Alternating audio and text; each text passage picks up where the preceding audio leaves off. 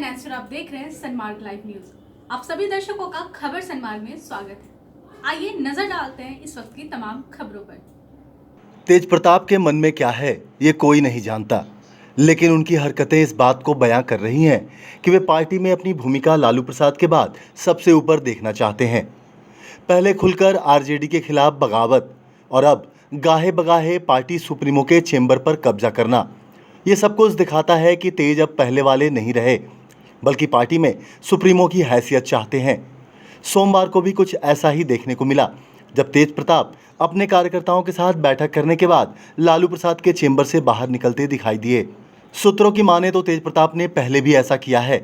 ऐसे में तेज की हरकत इस बात की ओर इशारा जरूर है कि पार्टी में उनकी बात को नजरअंदाज करने पर उनका नया रूप देखने को जल्द ही मिलेगा। आरजेडी के घोषणा पत्र पर उप मुख्यमंत्री सुशील मोदी ने पलटवार करते हुए रद्दी का टुकड़ा बताया है। उन्होंने कहा कि जिनके राज में दलितों का नरसंहार हुआ वो दलित की बात ना करें। 15 साल के लालू राबड़ी राज को याद कराते हुए उन्होंने कई सवाल दागे। पिछड़े वर्ग के लोगों को लाइन में खड़ा करके गोलियों से उड़ा दिया गया, जिनके राज में उन लोगों ने लोगों को लालटेन थमा दिया। उनके घोषणा पत्र का क्या है? वो तो ये भी कह सकते हम चांद पर पहुंचा देंगे, हम फलाना कुछ कर देंगे। इसलिए राष्ट्रीय जनता दल के घोषणा पत्र का कोई मतलब नहीं। आरजेडी ने अपना घोषणा पत्र आज जारी कर दिया।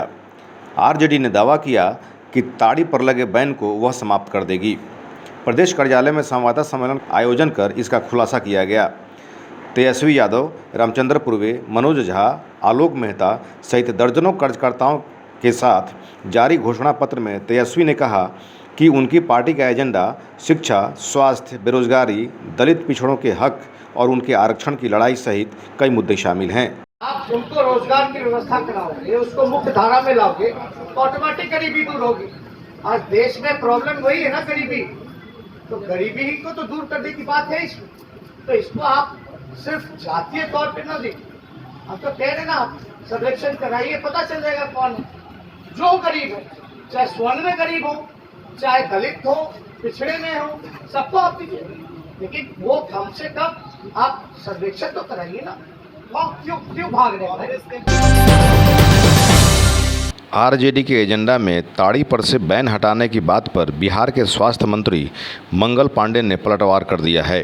उन्होंने कहा कि लालू और मांझी के बाद अब तेजस्वी को भी ताड़ी दिखाई देने लगा है।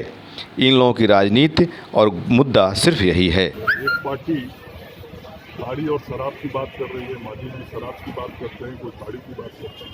और भारतीय जनता पार्टी ने जो घोषणा पत्र जारी किया है, उस घोषणा पत्र में किसानों को ब्याज मुक्त ऋण देने की बात कही, गरीबों को 13 रुपया किलो चीनी देने की बात कही।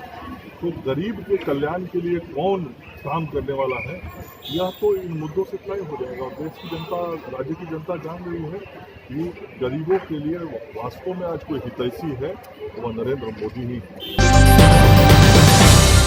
तेजस्वी यादव ने भाजपा के घोषणा पत्र पर पलटवार किया है।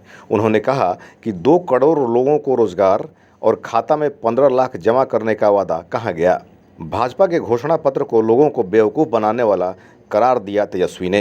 2015 का जो चुनाव था उसमें हमारे पलटू चाचा ने क्या कहा कि बीजेपी का मतलब बड़का झूठा पार्टी।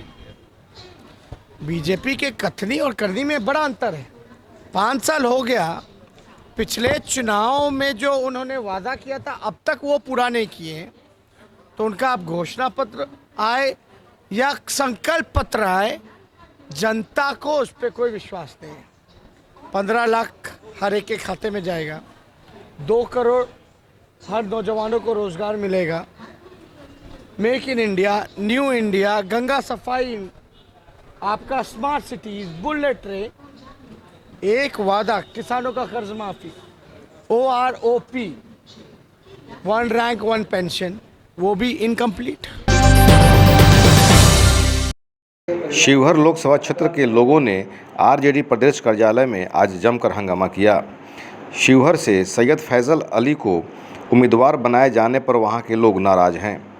कृष्णा यादव सहित कई आरजेडी समर्थक वहां से उम्मीदवार बदलने की मांग कर रहे हैं। हो रहा है कि कहां के कैंडिडेट ले आकर हमारे शिवहर में पटक दिए। कौन है जो फेंका फेंकी गाया से न उसको कोई वहाँ जान है न पहचान है। शिवघर से कौन तो फैसल अली यादव आया है। आप लोग किसकी मांग कर रहे हैं? नहीं हम वहाँ के स्थानीय नेता का मांग कर रहे हैं, तो हम लोगों को पूछे नाम क्या कहे, नेतृत्व में किसका नाम कहे हैं?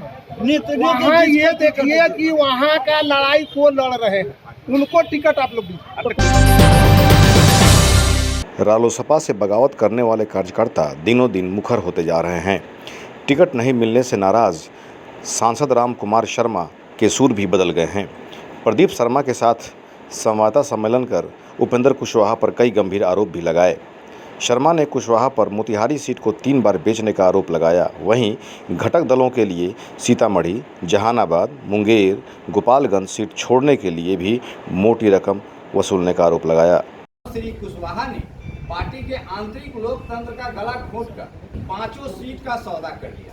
इतना ही नहीं, एक बहुचर्चित सीट मोतिहारी को इन्होंने 3 बार बेचने का काम किया। क्रमशः सबसे पहले हमारे पार्टी के नेता आदरणीय प्रदीप मिश्रा को देने का काम किया। फिर कुछ दिनों के बाद उनके शोषण दोहन के बाद फिर उनसे बड़े शोषण के लिए जब तैयार हो गए श्री माधव आनंद जी, तो उनको भी पार्टी ने अधिकृत कर दिया और लगातार 3 महीना तक वो काम करते रहे।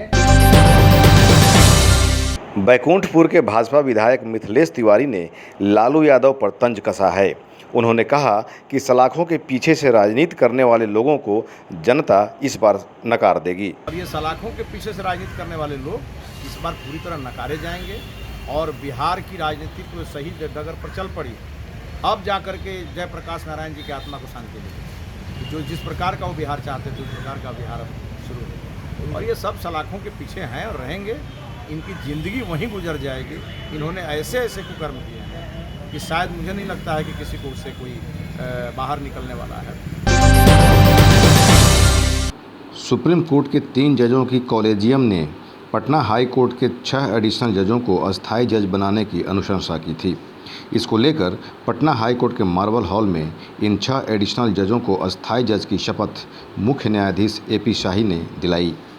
शपथ ग्रहण करने वालों में न्यायमूर्ति डॉक्टर अनिल कुमार उपाध्याय, न्यायमूर्ति राजीव रंजन प्रसाद, न्यायमूर्ति संजय कुमार, न्यायमूर्ति मधुरेश प्रसाद, न्यायमूर्ति मोहित कुमार शाह, न्यायमूर्ति प्रकाश चंद्र जायसवाल हैं। बिहार सरकार के सभी हॉस्पिटलों में जूनियर डॉक्टर अनिश्चितकालीन हड़ताल पर चले गए हैं। पटना के PMCH, NMCH के OPD, इमरजेंसी जैसे काम प्रभावित होने लगे हैं। एम्स के छात्रों का PG में काउंसलिंग को अपने साथ छलावा करने के आरोप सहित कई मांगे इनकी शामिल हैं।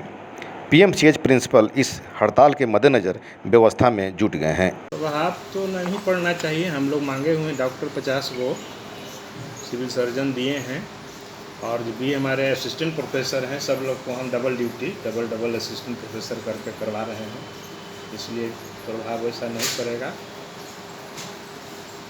और भी अगर कमी होगा तो फिर हम लोग अपने नॉन क्लिनिकल पैरा क्लिनिकल से भी टीचर को देंगे। आप लोगों से कहीं बात जूनियर डॉक्टर ने की किस लेवल की? जूनियर डॉक्टर आए थे हमारे पास, तो हम लोग बोले उनको कि अभी हड़ताल करने का समय नहीं है। अभी देखिए छठ व्रत है, रामनवमी है, फिर इलेक्शन है, तो इसके बाद कुछ सोचिए। तो उन्होंने कहा कि नहीं सर स्ट्राइक तो करेंगे। फिर बिना स्ट्राइक को हम लोग को काम नहीं होता है, ये स्ट्राइक कैसे काम होता है। पटना के IGMS में ऑफ्थोमोलॉजी कॉन्फ्रेंस का आयोजन किया गया। इस अवसर पर डॉक्टर B चौधरी ने कहा कि मुश्किल शब्द डिक्शनरी में नहीं है। जज्बा रखने वाले शख्स मुश्किल काम को भी आसान कर सकते हैं। इस अवसर पर डॉक्टर VN प्रसाद, डॉक्टर SV सहाय, डॉक्टर JJ अग्रवाल सहित दर्जनों डॉक्टर मौजूद थे। There is a tide in the affairs of men, which taken at the flood leads on to fortune. Omitted, every voyage of their life is bound in shallows and in miseries. Go get your goal, grab the opportunity, and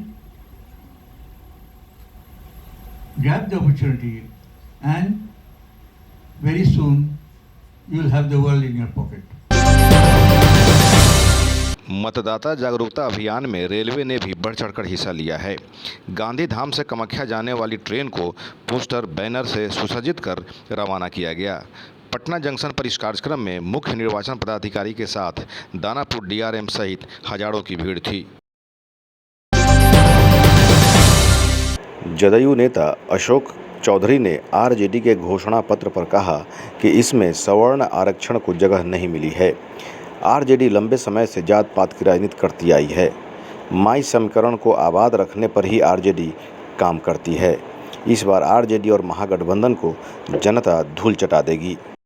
Rajad सिर्फ और सिर्फ लंबे समय तक जात पात की राजनीति करते आया है। बिहार के न विकास से उनको कोई मतलब है, न किसी जाति और किसी व्यवस्था से उनको मतलब है। उनका सिर्फ और MY कॉम्बिनेशन कैसे इंटैक्ट रहे, इसी पर काम करते रहे हैं। और हम समझते हैं कि इस बार पूरी तरह से बिहार की जनता ने डिसाइड किया है। आरजेडी और महागठबंधन का पूरी तरह से लुटिया गोल है। लोकसभा चुनाव के तीसरे चरण में किसी उम्मीदवार ने अपना नाम वापस नहीं लिया है। इस बात की जानकारी संयुक्त मुख्य निर्वाचन पदाधिकारी PK गुप्ता ने आज दी। तीसरे चरण के 5 संसदीय क्षेत्र में 82 उम्मीदवार चुनाव मैदान में हैं। ये चरण के जो लोकसभा निर्वाचन क्षेत्र से जो रिपोर्ट आए हैं, आज नाम वापस लेने का आखिरी दिन था। तो उसके बाद जो स्थिति बनी है उसके हिसाब से 7 झंझारपुर लोकसभा क्षेत्र में किसी ने आज नाम वापस नहीं लिया और 17 अभ्यर्थी जो है वो चुनाव में हैं। 8 सुपौल संसदीय निर्वाचन क्षेत्र से 21 हमारे विधिमान अभ्यर्थी थे। एक ने जो है नाम वापस लिया है। पटना के तारा मंडल में बुनकरों ने अपनी कारीगरी का प्रदर्शनी लगाया है। इसमें 2000 रुपये से 2 लाख तक के सिल्क साड़ियों का कलेक्शन किया गया है। महिलाओं के लिए यह खास आकर्षण का केंद्र बना है। सूरत, राजस्थान सहित कई राज्यों के बुनकरों ने इसमें अपना दुकान लगाया है। नहीं, यहाँ पे देखिए पटना में बहुत अच्छे लोग हैं और उनको बहुत वेरी मच अवेयर कि भाई हैंडलूम टेक्सटाइल क्या होता है। जो लोग हैं अकॉर्डिंग टू उनके से कैपेबिलिटी के अनुसार खरीदते हैं। कॉटन भी बहुत अच्छा बिकता है, सिल्क भी बहुत अच्छा होता है। हम आपको बताएं कुछ साड़ियाँ तो ऐसी बिकती हैं कि मतलब जो कहते हैं कि मेजर सिटीज़ में बिक सकती हैं, वो पटना में नहीं बिकती, बल्कि यहाँ पे बहुत अच्छे जानकार हैं। पटना में चोरों ने उत्पात मचा रखा है। पुलिस ने 6 शातिर चोर और सामान खरीदने वाला एक दुकानदार को गिरफ्तार किया है। चोरों के पास से चोरी के 10 लाख से अधिक के सामान बरामद हुए हैं। अभी तक के अनुसंधान में एक आलमगंज की दुकान है वो आइडेंटिफाई हुई है, जिसमें गिरफ्तारी भी हुई है। उसको चिन्हित किया गया है और वहाँ से रिकवरी भी कुछ जो है सामान की हुई है। इसको डिनाई नहीं किया जा सकता कि और भी कुछ जो है जगहें इन्होंने जो है रखी हुई होंगी जहाँ पर ये खपाते होंगे, तो वो हो सकता है हमारे अनुसंधान में आगे और जगहें चिन्हित हों। होली के टाइम में तो पटना के हनुमान मंदिर के समीप से आज रामनवमी शोभा समिति ने एक रथ निकाला। रथ के माध्यम से लोगों को यह बताया जाएगा कि मंदिर परिसर में रामनवमी के दौरान कौन कौन से दिन किस कार्यक्रम का आयोजन किया जा रहा है। कि हनुमानगढ़ी के बाद सबसे अधिक भीड़ इस मंदिर में होती है और यहाँ पर 3 से 4 लाख तक लोग आते हैं प्रतिवर्ष। इस साल रामनवमी शनिवार को पड़ रही है, इसलिए हो सकता है कि भीड़ और अधिक हो। ये 20 से 25 हज़ार किलो लड्डू बिकेगा एक दिन में नैवेद्य जो महावीर मंदिर का है। और यहाँ से लेकर के वीर कुंवर सिंह पार्क तक एकदम लगातार पंक्ति बनी रहती है। तो हम लोगों ने सारी व्यवस्था वीर कुंवर सिंह पार्क से लेकर मंदिर तक की है। अब भक्तों से ही है अनुरोध की बहुत लंबी पंक्ति रहती है, धीरज बनाए रखेंगे। आज के बुलेटिन में बस इतना ही। बने रहिए मेरे साथ। मेरे चैनल को सब्सक्राइब कीजिए, बेल आइकन दबाइए ताकि आपको हर छोटी बड़ी खबर आसानी से मिल सके। नमस्कार।